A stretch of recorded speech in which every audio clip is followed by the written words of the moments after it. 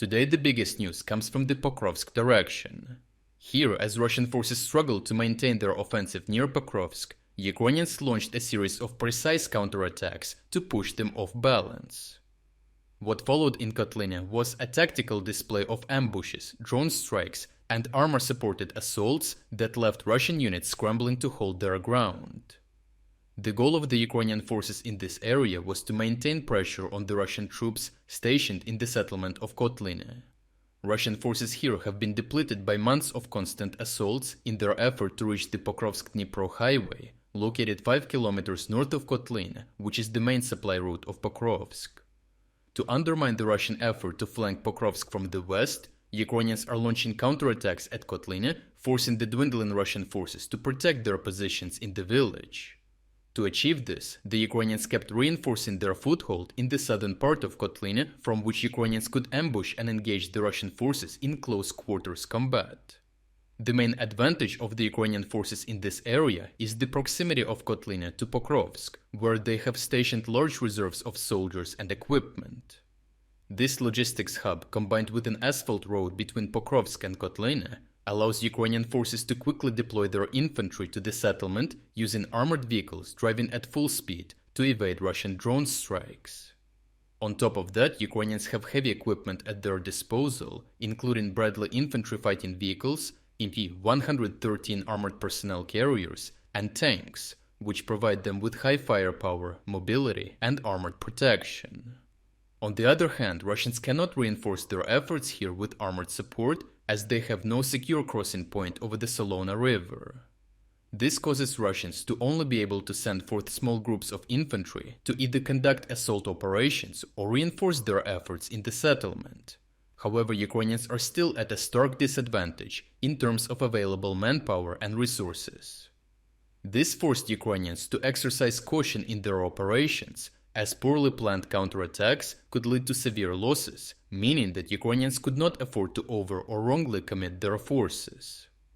Unfortunately for Russians, Ukrainians used their armored vehicles to quickly and safely cover the distance between Pokrovsk and Kotlyne, deploying their reinforcements while rotating out tired and wounded soldiers.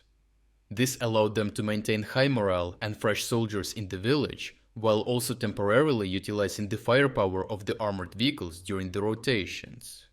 Furthermore, by observing and striking Russian troops moving to Kotlyne across fields to the south, the Ukrainians could anticipate the best moment to conduct the rotations and counter any Russian assaults in time. Combat footage from the area reveals how a Ukrainian armored personnel carrier deployed reinforcements to Kotlyne after a group of 4 Russian soldiers was detected moving into the village. The Ukrainian soldiers maintained close contact with the reconnaissance drone operators, preparing and initiating an ambush at just the right time, eliminating all 4 of the Russian soldiers with no friendly casualties. To further reinforce their efforts and help consolidate control of their positions, Ukrainians deployed additional reinforcements with fire support from tanks to suppress Russian positions and conduct the infill operation safely. As unarmored Russian infantry reinforcements never made it into Kotlyne, Russians exerted a significant effort in sending 2 of their remaining armored vehicles to try and undercut Ukrainians from the south.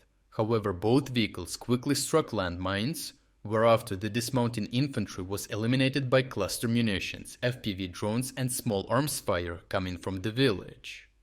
Overall, the Ukrainians launched several well-organized counterattacks, which successfully thwarted the Russian offensive effort on the western flank of Pokrovsk by uppercutting and eliminating the Russian forces at Kotlyne, further consolidating their control in and around the village.